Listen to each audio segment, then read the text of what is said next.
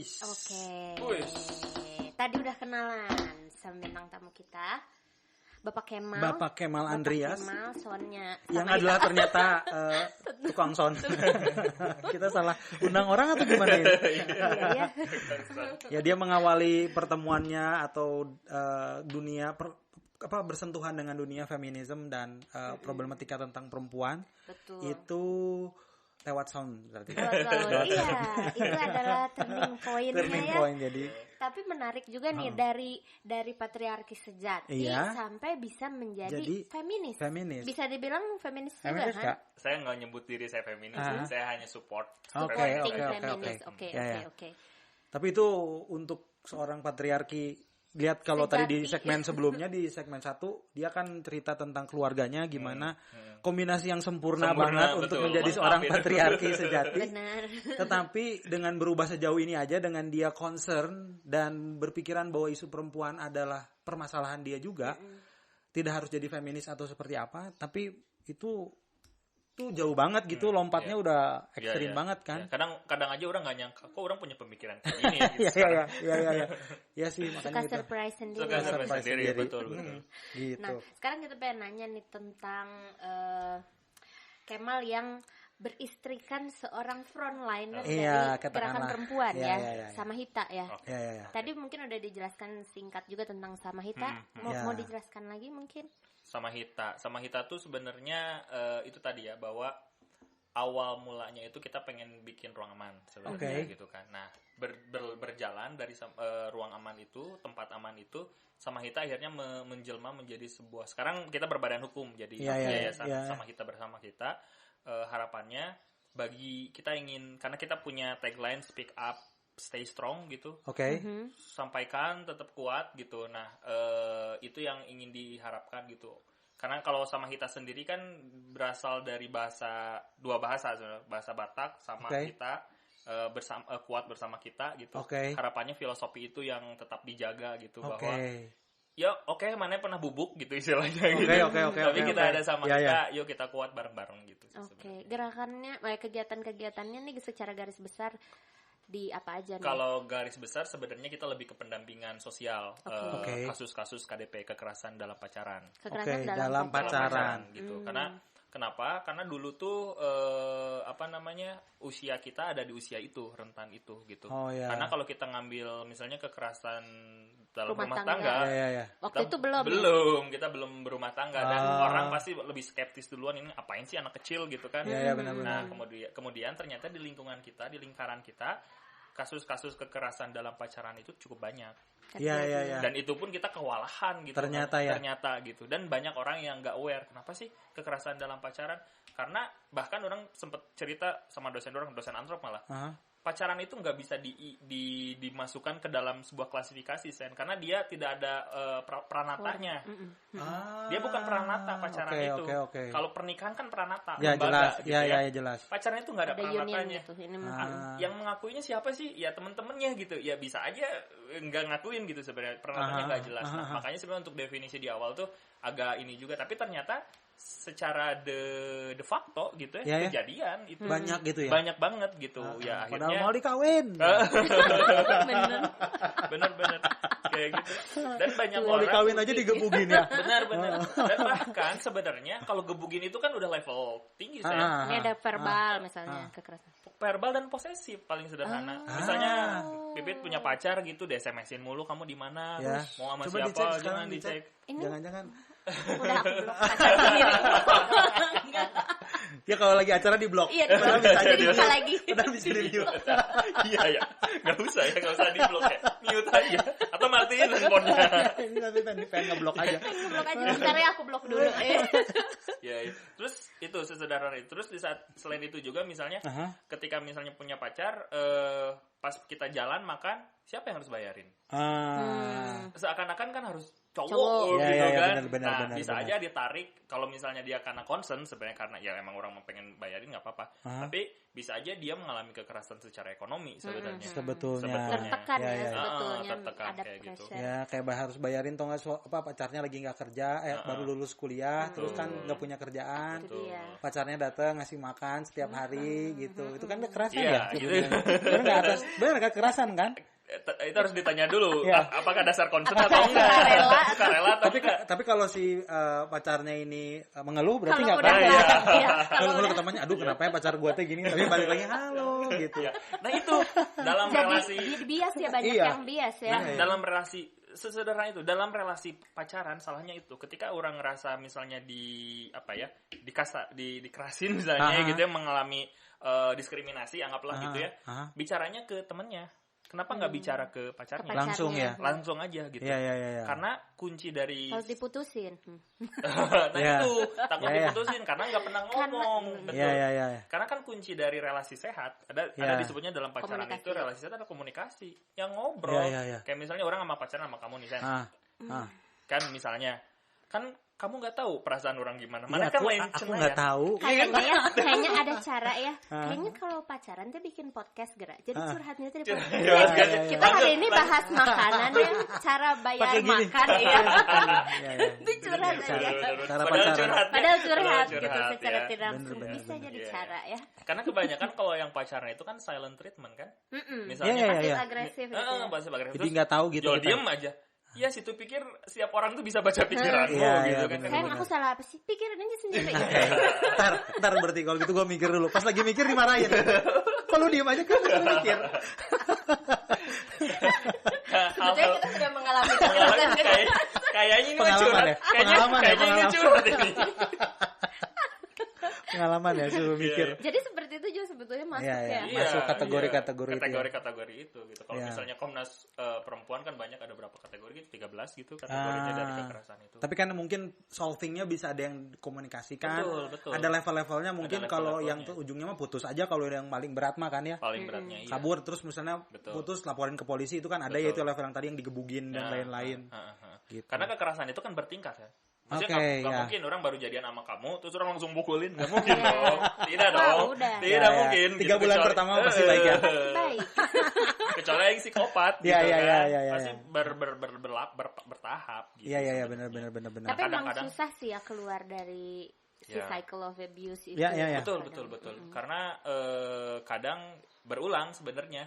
Jadi ada kalau misalnya teman-teman pernah dengar ada yang namanya honeymoon cycle gitu. Iya. Kan ketika misalnya orang Abis break up, make up gitu. betul, Iya. habis dipukulin, balik lagi sayang aku melakukan itu kan aku sayang sama kamu kok kamu gak ngerti. Wae gitu. Ya, terus yang diomonginnya, ya aku pasti bisa merubah kamu. Aku akan melakukan. Jadi tanggung jawab dia gitu ya. Gitu. Ya, Tanggung gitu, jawab aku merubah kamu padahal mah masing-masing mah. padahal mah dia mengalami kekerasan gitu. Dan itu yang dicoba disadarkan di Sama Hita sebenarnya. Oke, wah berarti memang menarik banget ya kayaknya untuk banyak anak muda sekarang ya yang bicara tentang Ini kekerasan. Sobat Sela juga kan Ya, banyak Sobat Sela anak mungkin anak ada yang muda digebugin, nih. ada yang di Digebugin gimana maksudnya? digebugin sama masa karena maling itu mah itu mah ya kamu aja memang Emang kamu maling gitu. kamu maling. Maksudnya misalnya dalam pacarannya ada kekerasan atau bisa kontak sama Ita atau komen aja di sini ya. Komen aja di sini atau DM tuh. Tapi awas netizen ya. Netizen suka so tahu kan. Iya. Iya sih kamunya sih nggak Iya, bisa dandan. Kamunya sih, ya. Kamunya sih kayak gitu aja. Perempuan itu Salah nggak boleh lagi. ngelawan. Salah lagi. Iya sih. DM aja. DM aja. Bisa langsung follow aja kali ya Instagramnya Kemal atau sama Hita ya bisa untuk ngobrol-ngobrol. Kalian kebuka kan ya? Terbuka Di untuk kita juga ada hotline. Ada hotline-nya. Jadi kalau misalnya ada teman-teman, temennya atau kamu atau siapapun yang Bisa kena, melaporkan. bisa kontak aja ke kita. Gitu. Oke. Nanti kayaknya si ininya kita taruh di sini ya si Dan kontaknya. safe ya. ntar Ini insya Allah safe. area yang safe gitu. Ya gitu. Nah, tadi kan ngobrolin tentang pacaran orang lain dan lain-lain. Kita kembali lagi ke Kemal ya. Betul. Nah, pengen tahu rasanya punya istri sebagai frontliner tuh gimana? Pembela perempuan gitu. Enak banget. Oke. Tuh kan. Oke, ini bagus nih. Enak banget ya tuh enaknya? karena gini ya. Karena orang ada di sebuah ekosistem yang sangat sehat yang bisa saling share. Sebetulnya. Oke. Maksudnya iya di satu sisi misalnya kan itu yang ingin pemahaman orang ya. Mungkin banyak teman-teman feminis feminisme yang punya pandangan lain. Tapi dalam pemahaman orang adalah feminisme itu adalah menciptakan keadilan gitu. Iya. Bagaimana orang bisa melakukan sesuatu Aha. atas kesadarannya gitu kan, Aha. tanpa ada paksaan dari siapapun, Aha. dan berjalan berdampingan. Yuk. Yang kita lawan itu ketidakadilan gitu. Ya. Bukan laki-laki, bukan perempuan. Ya. Betul, Bahkan betul, kalau betul. bagi orang, laki-laki dan perempuan duduk bareng melawan ketidakadilan. Ah. Bukan saling dibenturin. Nah, itu dia. Laki-laki dan perempuan as a human ya. Betul, Ya. gitu. Bukan lagi dilihat Bukan lagi dari dilihat oh ini laki. gendernya ini. Meskipun Jadi, wajar ada teman-teman feminis gitu yang melihat perempuan laki-laki sebagai objek pencipta patriarki. Itu Ya. wajar sekali karena itu kemarahan. Ya, Aku ya, pikir ya. nggak masalah gitu. Ya, ya, Karena ya. itu cara berpikir gitu. Nah, balik lagi ke pertanyaan tadi, ketika orang sama Ica menciptakan ruang yang aman, enak banget gitu. Artinya orang nggak ada persoalan dengan misalnya tuntutan aku harus kerja ngasilin uang segini Oke, gitu. seperti pasangan-pasangan kebanyakan Betul. lagi ya. Konvensionalnya. Ya, ya. Bahwa kalau pasangan konvensional itu kan kita dilahirkan pembagian kerja itu berdasarkan seks gitu. Oke, Ya ya, kan? betul, Orang betul. lahir sebagai laki-laki yang mana jadi di wilayah publik gitu, cari kerja Oke, gitu. oke, ya. Orang sebagai perempuan misalnya Domestik. dilahirin di domestik, Domestik, gitu. ya. Jadi dibatasin gitu dengan seks gitu. Nah, sebenarnya kan enggak. Sebenarnya kan bisa cair, bisa gantian gitu Bisa bahkan gantian, gitu kan. bisa sama-sama Betul, gitu. betul, Ya, ya. betul. Sehingga kan kasus-kasus yang kayak perceraian, kekerasan bahkan kan terjadi karena adanya beban ganda sebenarnya. Bagaimana laki-laki gagal menjalankan perannya yang dituntut oleh sistem, Ya, ya. patriarki misalnya mencari kerja, dan bebannya itu jadi ke perempuan. Ya, ya, ya. Perempuan harus kerja, perempuan harus nyuci, perempuan harus jaga Harus anak, anak, ya. semuanya bebannya ada di situ. Ya. Tapi kan itu kan sesuatu yang bisa di-switch. Kalau orang gagal, orang bisa ngomong, "Ca, orang nggak bisa nyari duit." Dan teboga Oke, duit, ya, teboga kerjaan. Ah. Kita tuker dulu dong, perannya mau Tukar nggak? role-nya. Ya. Gitu. Ya udah, aku Ica yang cari kerja, orang jaga di rumah. Misalnya kayak gitu. Ya. Itu kan bisa diomongin. Bisa diobrolin betul. Enggak sesuatu yang sangat kaku gitu. Ya, Nah, ya, ya. bagi orang sih kenikmatan itu yang mungkin privilege bagi orang Ya, sebenarnya. ya, Orang betul, beruntung bisa sama frontliner dari Ya. gerakan perempuan gitu. Jadi bisa saling sharing itu sebenarnya Dan peran. sangat terbuka gitu Dan ya. sangat terbuka. Tapi bukan berarti jadi alasan tenyangan gawe bener nggak? Iya betul. Kan karena wow, berarti Wow. aku akan Saya Ini santai adalah aja. privilege. mungkin ya sobat selah ada yang salah paham, Iya, bukan iya. berarti Bukan, laki-laki betul. tidak malah jadi diam, Betul, bukan. betul. Tapi kan bicara Tidak. hari ini kesempatan kan Berbeda-beda, terbuka ya. buat semua Betul. orang dan Betul. mungkin istri kalian atau pasangan kalian lebih punya kesempatan Betul, untuk mencari. betul. Kalian bisa cari yang mungkin gak usah langsung harus sama gitu sih Iya. pendapatannya Iya. tuh kalian lebih Iya. tinggi. Itu kan bisa diobrolin bener nggak? Bisa Iya, iya. dikomunikasikan Iya. ya. Ha. Itu kalau ngomongin misalnya nggak punya kerja. Tapi kalau ngomongin positifnya, dua-duanya kerja gimana? Nah, Ya kan? Orang bisa KPR rumah Iya, yang lebih double. mahal. Iya, double. benar, Misalnya orang income gitu. pendapatan istri 3 juta, misalnya suami 3 juta, udah dapat 6 juta, orang bisa Betul. KPR rumah yang agak gede gitu kan Betul, sebenarnya betul, gitu betul. kan. Tapi banyak orang yang ngelarang perempuan, udah aku aja yang kerja. Ya. Kan si cowok ngomong gitu. Mungkin Ya. itu kita pernah juga yang ngomongin ini, mungkin itu yang dari awal juga dibentuk sistem kayak meninggikan, membuat laki-laki Jadi terlalu berat superior, sebenarnya. tapi Betul. jadi terlalu tinggi juga dari Betul. batas wajarnya dia misalnya. Dan perempuan misalnya direndahkan, Iya. tapi terlalu rendah, Betul, jadinya betul. tuh timbang gitu kan. Ya, Iya, dan iya. efeknya sama-sama buruk. Efeknya Bener sama-sama nggak? buruk. Kalau Kayak yang tadi nggak- kayak laki-laki nggak bisa Nangis, berekspresi, ya. feelingnya gimana. Ya. Terus laki-laki merasa dia punya tuntutan, dia harus kerja yang kayak gini, Iya, iya, dan iya, segala iya. macam, menafkahi secara penuh gitu.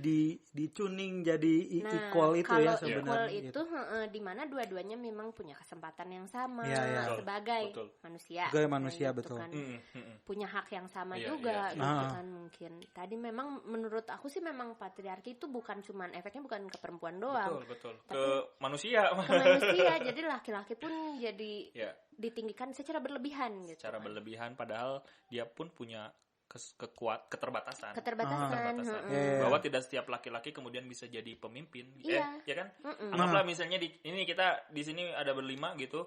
Belum tentu semuanya alpha male gitu. Belum Ya, tentu ya, ya. semuanya bisa milotin pesawat. Coba Iya. Pipit doang yang bisa milotin. Iya. Kan gak mungkin. Sen, kamu laki-laki ayo pilotin Iya, iya, pesawat iya. ini. Kita jatuh dong. Langsung merasa iya. gagal. Betul. Gitu kan. Padahal kan tidak perlu merasa gagal juga. Iya, Iya, kemampuan itu tidak dilihat dari seks. Itu aja sebenarnya. Betul. Kemampuan itu dilihat dari kompetisi seseorang gitu. Iya, iya. Kompetisinya dia mau laki-laki mau perempuan kalau bisa ya nggak apa-apa. Ya, ya kayak contohnya aja kalau gue pergi sama teman-teman nih, kan gue nggak bisa nyetir. Terus kok kalau di keluarga gue kok lu nggak mau belajar nyetir sih? Sebenarnya gue nggak mau belajar nyetir bukan karena jangan sampai itu karena lu laki-laki lu harus bisa nyetir gitu. Menurut gue nggak masuk akal. Pertama gue bilangin gue mah seneng disetirin, seneng di belakang, santai nggak capek gue bisa tidur gini. Tapi memang kalau kadang tuh nggak enaknya kalau jumlahnya dikit gitu yang nyetirnya, kayak nggak bisa gantian. Itu kan sebenarnya jadi mulai yang mikir, kayaknya kalau kebutuhannya adalah itu memang perlu. Tapi kalau lu nggak bisa nyetir gitu, gue mah nggak masalah. Gue mah nggak masalah, justru gue mah seneng aja jadi co-driver kalau walaupun tidur gitu, bukan kok jadinya. Iya benar. Ya itu sih itu hal kecil yang mungkin tekanan-tekanan yang dirasakan pria akhirnya dari efek tadi. Dulu juga aku waktu belajar nyetir itu ya gitu sama bapak sampai diginiin. Ngapain kamu belajar nyetir, kamu kan cewek, digituin. Jadi kayak padahal kan itu sebetulnya memang hak semua orang. Iya nyetir gitu. Kenapa harus mobilnya juga kan nanya ini laki-laki. Iya kan gitu, nggak ada bedanya. Iya. Sistemnya nggak ada bedanya. Jadi sebenarnya kalau di dalam dua patriarki itu ada dua buah warisan atau karya monumental yang dibikin sama patriarki. Satu, laki-laki sebagai pusat dunia. Itu tuh warisan patriarki banget. Bagaimana semuanya tuh sentris banget si laki-laki. Udah mah antroposentris, laki-laki gitu kan, semuanya tuh terkuma laki-laki gitu, pemimpin. Oh my god. Terus kayak gitu. Terus yang kedua, lelah nggak jadi laki-laki. Iya lelah sebenarnya, lelah banget. Semua bebannya tuh makanya gue nggak belajar nyetir. Itu semacam perlawanan ya. Karena lelah aja nyetir. Lelah. Terus yang kedua apa Bang? Nah kalau yang kedua adalah pembagian kerja berdasarkan seks. Jadi itu, secara otomatis gitu, orang lahir, kamu jadi pemimpin gitu. Langsung gitu. Padahal kan nggak gitu. Cara kerja pembagian kerja tuh nggak kayak gitu harusnya. Iya benar. Kan itu kan ada hubungannya dengan sejarah manusia gitu kan. Nantilah itu akan panjang kalau diskusi di sini gitu kan. Kayak gitu sebenarnya. Itu dua hal sehingga itu jadi menempel sama kita sebenarnya. Kan itu terus direproduksi sama kita gitu. Nih tapi kalau sekarang nih ketika udah berumah tangga gitu ya dengan seorang feminis gitu ya bisa dibilang ya. Bisa dibilang feminis kan gitu.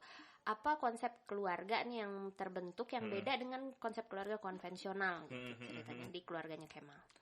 Ya itu tadi kalau dalam keluarga yang menjunjung nilai feminisme itu kalau saya ngelihatnya adalah bagaimana kita segala sesuatu bisa ngobrol. Itu. Komunikasi itu jadi kunci pertama, meskipun sebenarnya tidak bisa dipungkirin. Kadang ketika kesel-kesel banget ada silent treatment lah, tapi kan itu proses manusiawi juga ya gitu. Tapi menciptakan satu relasi tanpa paksaan gitu, tanpa saling menuntut, itu menjadi satu hal yang ingin kita wujudkan. Dan gitu. sehat juga ya. Iya betul gitu. Bahwa kamu ingin A, ya silakan kamu melakukannya dengan tanggung jawab. Iya betul. Aku melakukan B, ya nggak apa-apa, asal aku tanggung jawab. Dan nanti anakku juga sama kayak gitu. Ayah aku pengen ingin jadi, ya udah nggak apa-apa, asal dengan tanggung jawab gitu. Setiap orang punya haknya gitu. Setiap orang bisa ngambil kesempatan yang dia miliki. Karena kalau misalnya kita menggunakan sistem tadi balik ke patriarki, ngebagi itu berdasarkan seks gitu, kebayang berapa ribu potensi yang dimiliki oleh perempuan akhirnya tersupresi dan tidak disalurkan. Iya benar. Laki-laki pun gitu. Iya. Sama laki-laki juga bisa gitu. aja misal dianya potensinya memang bukan itu gitu. Bukan kerja make up misalnya gitu kan, make up artis gitu kan, atau apapun gitu yang misalnya sangat feminim gitu. Sebenarnya itu yang kemudian dikhawatirkan. Nah, makanya si konsepsi yang ingin kita wujudkan itu adalah keluarga yang bisa saling memberikan ruang kepada keluarga yang lain, anggota keluarga yang lain kayak gitu. Mal, gimana Pit ini udah panjang banget nih ngobrol. Udah masuk nih ke keluarganya Kemal ya di Oh gitu. Di segmen 2 ya kita tuh pengen tahu aja, kepo aja. Netizen. Oke, kalau gitu kita akan sambung lagi, break sebentar lagi. Kita akan sambung ke segmen ketiga ya. Terima kasih.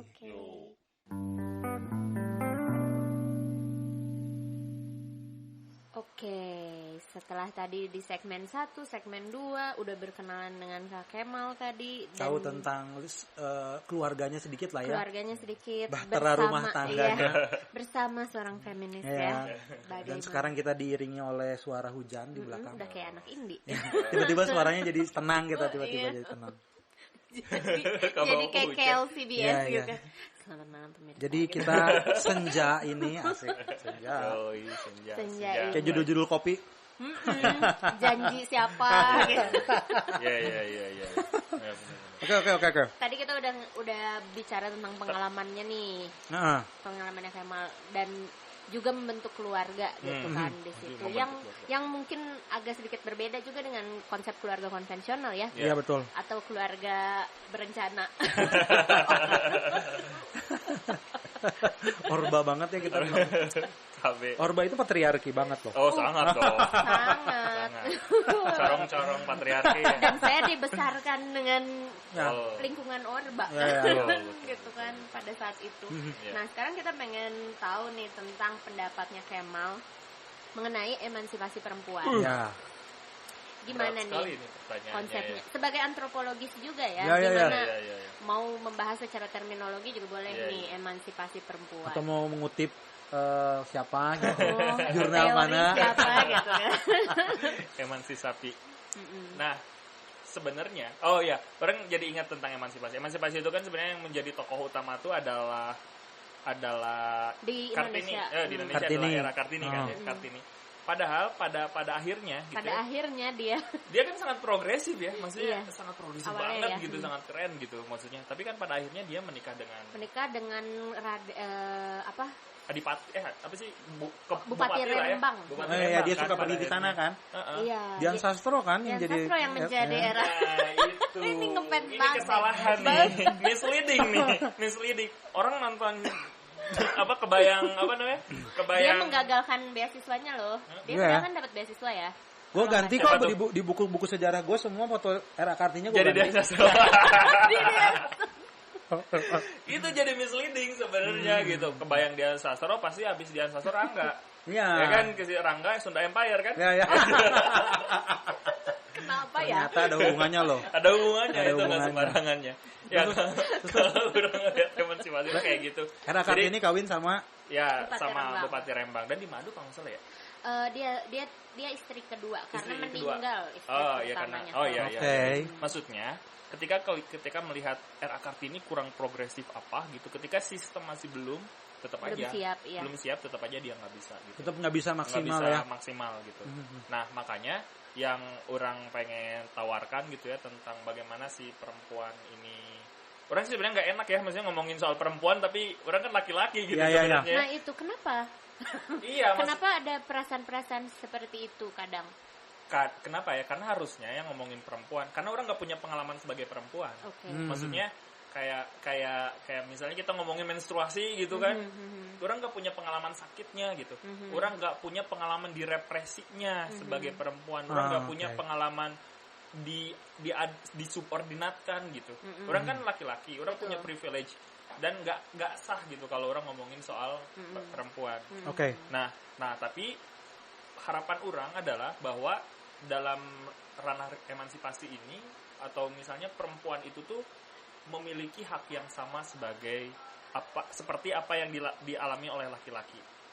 Apapun itu, pendidikan, ekonomi, politik, sosial, apapun gitu.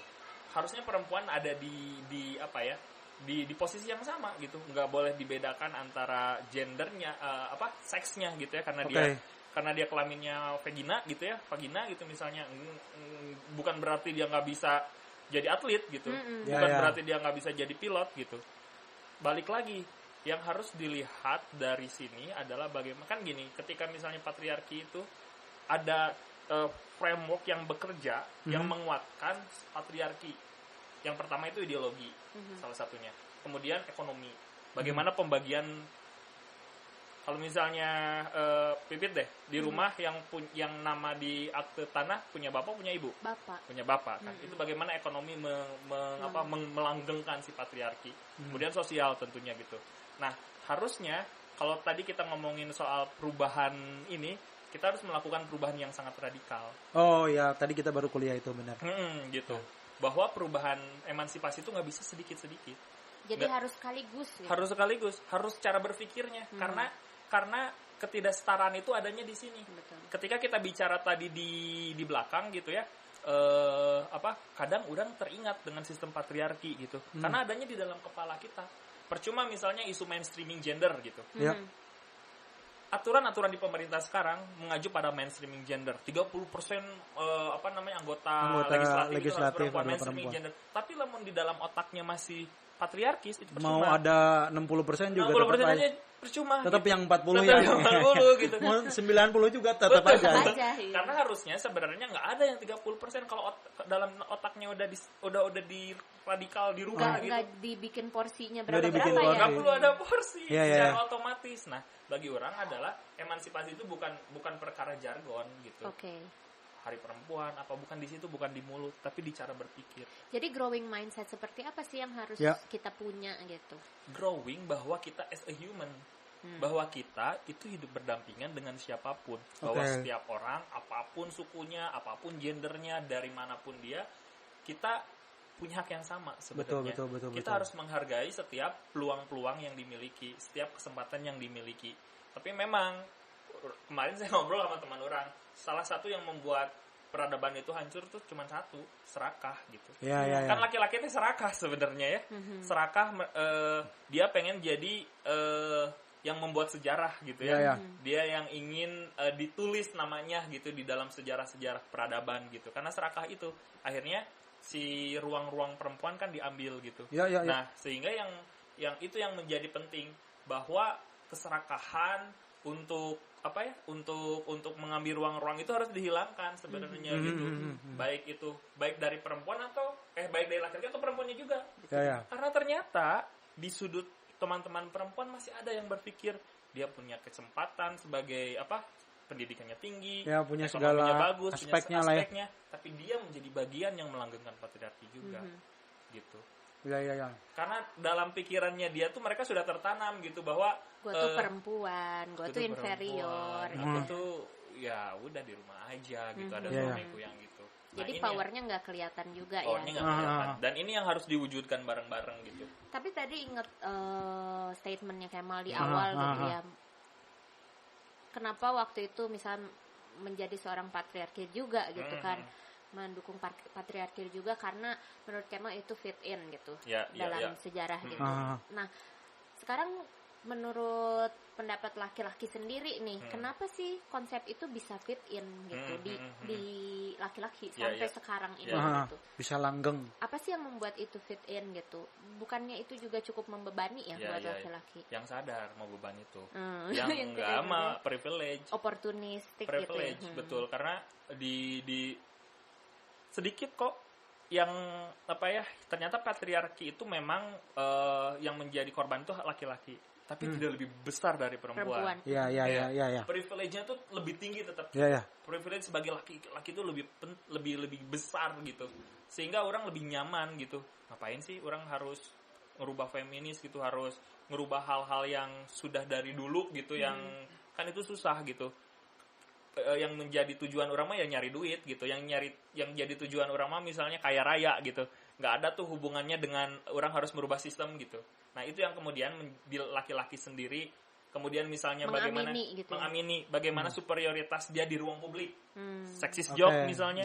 Orang dengan sembarangan bisa melempar seksis joke gitu. Kepada perempuan gitu dan tanpa takut. Ya kan? Dan itu kan privilege sebenarnya. Itu kan sesuatu yang menyenangkan, orang bisa mendominasi makhluk lain gitu. Jadi egonya tuh terpenuhi gitu. Betul. Egonya tuh dikasih makan gitu sama si patriarki itu. Makanya itu yang ngapain sih harus dirubah-rubah gitu, ya udah gini aja gitu kan. Meskipun ada implikasi tadi, ketika nggak bisa nyetir di nasi itu bisa nyetir gitu. Tapi kan minor itu mah. Di samping yang lain-lainnya kan lebih banyak privilege yang didapat oleh laki-laki gitu. Benar. Kayak misalnya orang aja melakukan penelitian, terutama di antropologi, beberapa lowongan penelitian mensyaratkan tuh laki-laki. Karena dianggapnya ini karena kepedalaman gitu. Laki-laki lebih kuat dan lain sebagainya gitu kan. Dan orang sebagai laki-laki merasa senang dong. Wah, orang enggak ada saingan. Betul, kan lebih besar gitu. Makanya si patriarki itu bahkan di lingkungan terkecil terus direproduksi sebenarnya. Kayak gitu sih. Secara nggak langsung kan di lingkungan itu menyatakan bahwa perempuan itu nggak sanggup melakukan pekerjaan lapangan betul, itu. Betul. Padahal mah bisa kan? Padahal bisa aja. Apa sih yang jadi halangannya? Iya.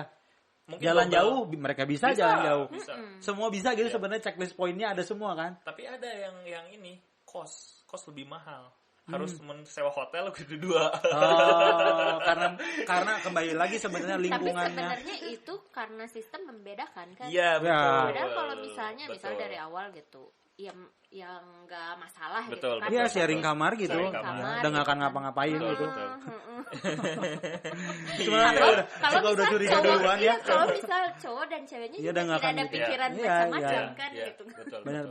Ya tapi kan harusnya mah kalaupun laki-laki dan laki-laki pun dipisah. Iya. Secara profesional ya. Iya. Harusnya dipisah, bukan persoalan itu, bukan persoalan masalah privacy human ya. Yes, betul. Maksudnya bisa aja orang memperkosa Vincent, bisa iya.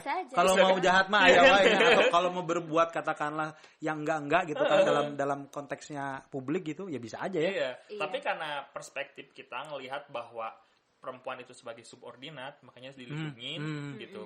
Makanya harus dipisahin gitu. Karena laki-laki mah paling oge naon sih moal hamil misalnya gitu kan, atau enggak bisa ngelawan gitu si Vincent kalaupun dia padahal mah balik lagi kan ke mindset itu gitu. Dan itu enggak ada textbooknya. Orang langsung secara otomatis Pipit sama Vincent yang nanti berangkat gitu ya udah ini kamarnya pisah ya gitu. Kayak gitu. Padahal meskipun kalau orang sama Vincent pergi ya harusnya dipisah aja. Iya. Benar. Tapi menurut Kemal apa sih kendala paling utama nih? Kenapa kesetaraan itu susah banget sih gitu? Ya itu ada yang melanggengkan.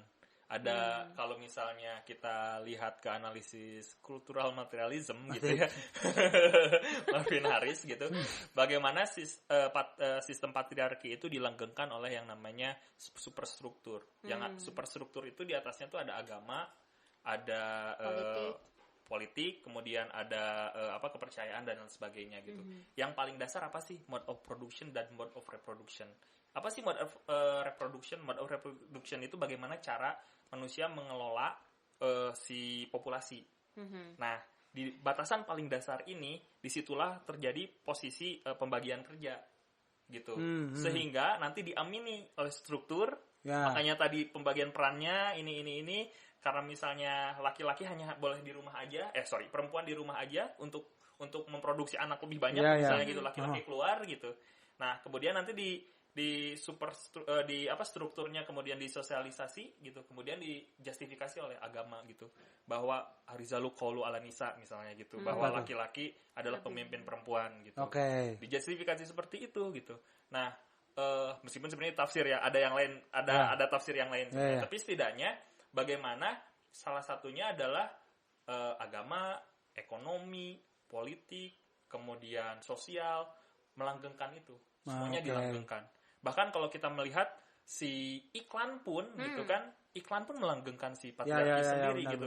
Bagaimana sempat dibahas kan waktu itu, aku mengutip dari yang dibahas sama Remo TV waktu itu, bagaimana iklan laki-laki, bintang laki-laki pada produk-produk perempuan, fungsi laki-laki itu menuntun gitu. Iya. Misalnya Rinso gitu, ayo Bu silakan, Rinso itu jadi dituntun gitu, komen, perintah. Iya. Beda dengan Donna Agnesia gitu kan. Kalau Donna Agnesia dia ngikuti, nyuci gitu kan. Iya. Kemudian misalnya kayak maco, kayak apa gitu kan, digambarkannya laki-laki. Ya kayak validating si cewek, kayak misalnya contoh iklan kecantikan gitu. Betul. Dia misalnya siap-siap di rumah, terus keluar tuh ada yang validate gitu.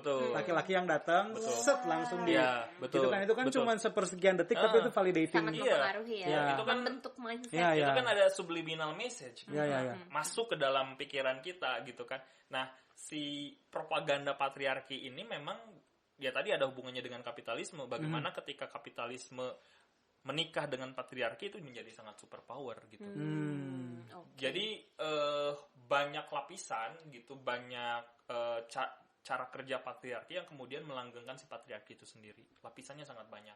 Makanya tadi untuk merubah itu nggak bisa perentelan kampanye, misalnya hanya kampanye gitu, kesadaran sendiri nggak bisa. Tapi strukturnya harus dirubah, kemudian cara berpikirnya harus dirubah.